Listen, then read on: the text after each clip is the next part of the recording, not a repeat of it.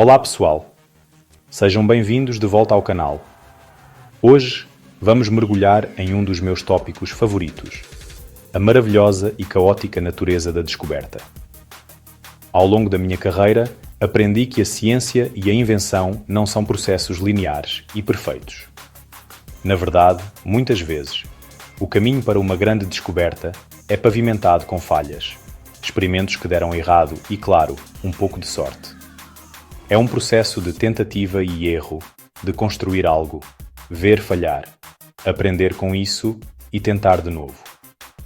A beleza está justamente nesse caos, na capacidade de olhar para um resultado inesperado e ver não um fracasso, mas uma oportunidade. Vamos explorar algumas das invenções mais impactantes da história que não nasceram de um plano meticuloso, mas sim de acidentes, de momentos de pura serendipidade. De laboratórios bagunçados a cozinhas frustradas, vamos ver como a mente humana, quando confrontada com o inesperado, pode criar algo verdadeiramente revolucionário. Porque, como vamos descobrir hoje, às vezes, os maiores avanços acontecem por acidente. São esses momentos que nos lembram que a curiosidade é a nossa ferramenta mais poderosa. Preparem-se para uma jornada fascinante pelo mundo das descobertas acidentais. Vamos desvendar as histórias por trás de objetos que usamos todos os dias, sem sequer imaginar que eles surgiram de um erro, de uma observação casual ou de um chocolate derretido no bolso. Essas histórias não são apenas sobre as invenções em si, mas sobre os inventores, pessoas que tiveram a genialidade de reconhecer o potencial no imprevisto. Então, peguem seus óculos de proteção, metaforicamente, é claro, e vamos começar a investigar. Nossa primeira parada é em 1928, no laboratório de um cientista escocês chamado Alexander Fleming. Ele não era exatamente a pessoa mais organizada do mundo, e seu laboratório era a prova viva disso. Antes de sair para umas merecidas férias, ele deixou algumas placas de Petri contendo culturas de bactérias Staphylococcus espalhadas pela sua bancada. Imagine a cena, um laboratório um tanto quanto caótico, com equipamentos e experimentos por toda parte. Fleming não era desleixado, mas sua abordagem era, digamos, mais focada no quadro geral do que na limpeza minuciosa de cada item. Ao retornar, ele começou a tarefa tediosa de limpar a bagunça. Enquanto descartava as placas antigas, algo chamou sua atenção. Em uma delas, um bolor azul esverdeado havia crescido, e ao redor desse fungo havia um círculo claro, uma zona onde as bactérias simplesmente não conseguiam sobreviver. Estavam mortas. Um cientista menos curioso poderia ter simplesmente jogado a placa fora, resmungando sobre a contaminação. Mas Fleming não. Ele viu algo mais. Ele percebeu que aquele fungo, do género Penicillium, estava secretando uma substância que era letal para as bactérias.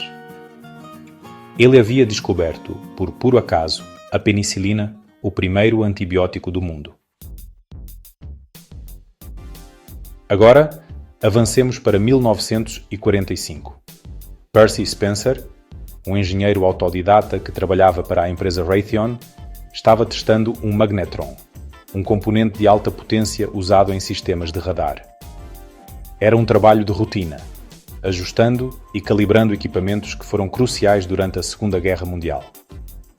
Spencer era um gênio da eletrónica, um homem cuja intuição para a tecnologia era lendária.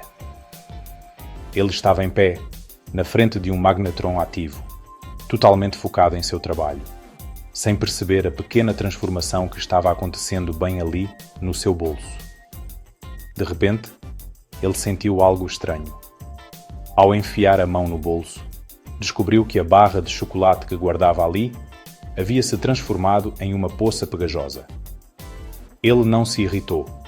Sua mente curiosa entrou em ação imediatamente. Ele não era a primeira pessoa a notar o efeito de aquecimento das micro-ondas, mas foi o primeiro a se perguntar: o que mais isso pode fazer? Ele pegou alguns grãos de milho e os colocou perto do magnetron. Segundos depois, eles estouraram, virando pipoca por todo o laboratório. No dia seguinte, ele tentou com um ovo que cozinhou tão rápido que explodiu na cara de um colega. Nascia ali, de uma barra de chocolate derretida, a ideia para o forno de micro-ondas. Em 1895, o físico alemão Wilhelm Röntgen estava em seu laboratório em Würzburg, conduzindo experimentos com tubos de raios catódicos. Ele estava investigando a natureza desses raios, tentando entender como eles se comportavam. Para isso, ele escureceu completamente a sala e cobriu o tubo com um papelão preto grosso para bloquear qualquer luz visível que pudesse escapar.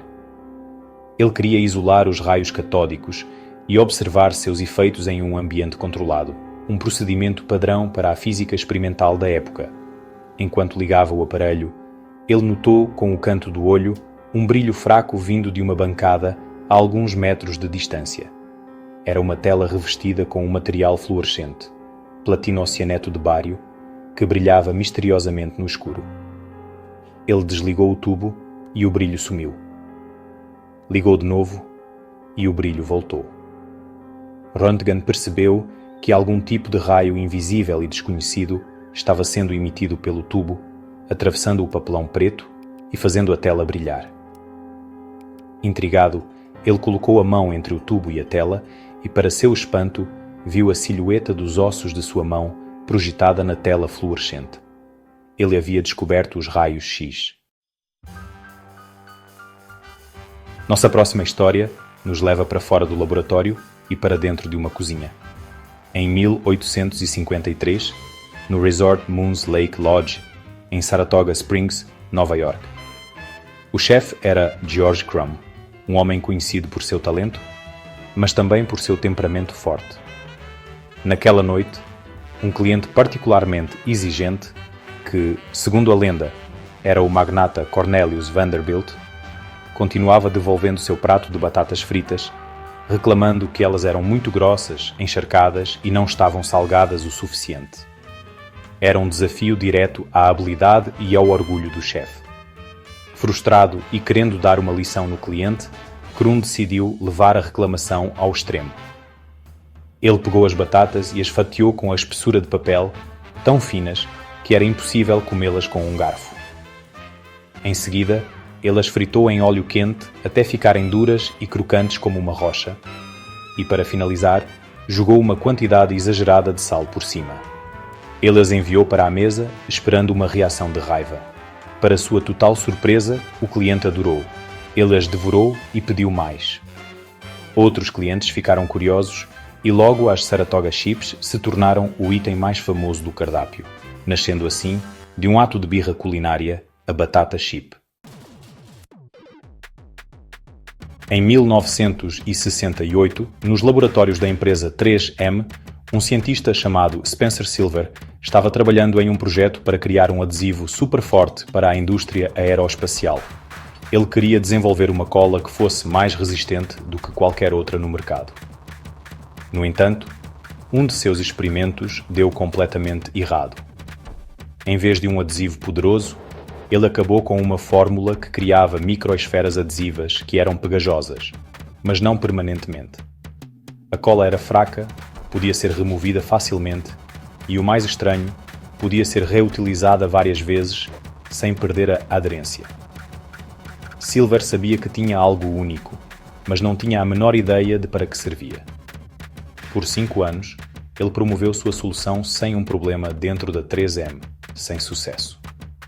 Ninguém via utilidade em uma cola fraca.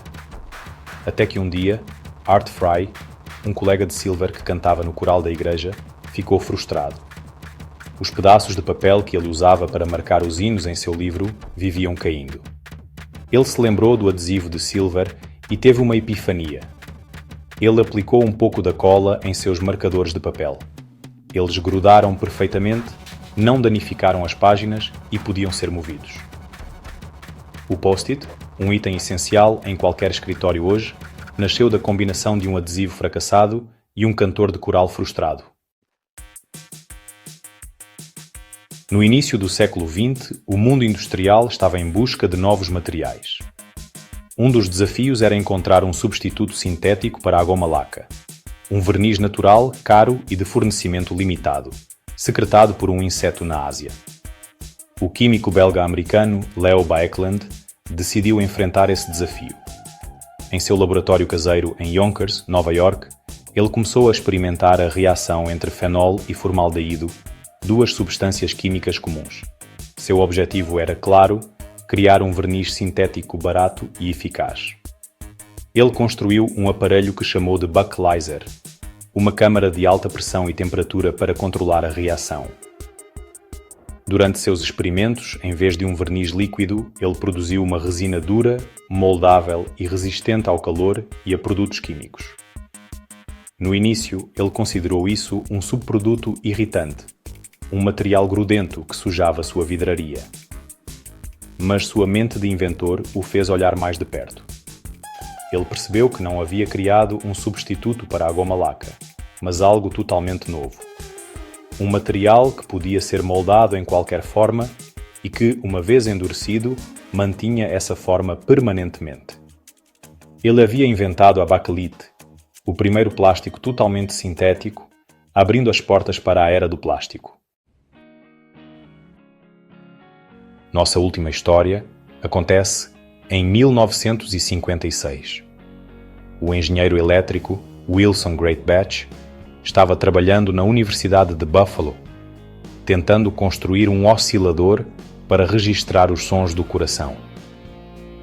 Era um projeto delicado, que exigia componentes eletrônicos precisos para funcionar corretamente. Em um dia de trabalho, ele precisava de um resistor de 10.000 ohms para seu circuito. Ele foi até sua caixa de componentes, pegou o que pensava ser o resistor certo e o soldou no lugar. Ele ligou o aparelho, esperando ouvir o zumbido constante de um oscilador.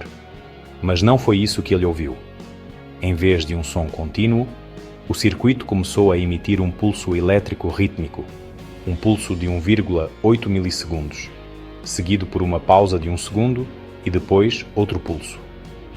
O som era inconfundivelmente semelhante a uma batida de coração. Greatbatch percebeu seu erro imediatamente. Em vez de um resistor de 10.000 ohms, ele havia pegado, por engano, um de 1 mega-ohm 100 vezes mais potente. Um erro que qualquer um poderia cometer. Mas naquele som pulsante, ele não ouviu uma falha.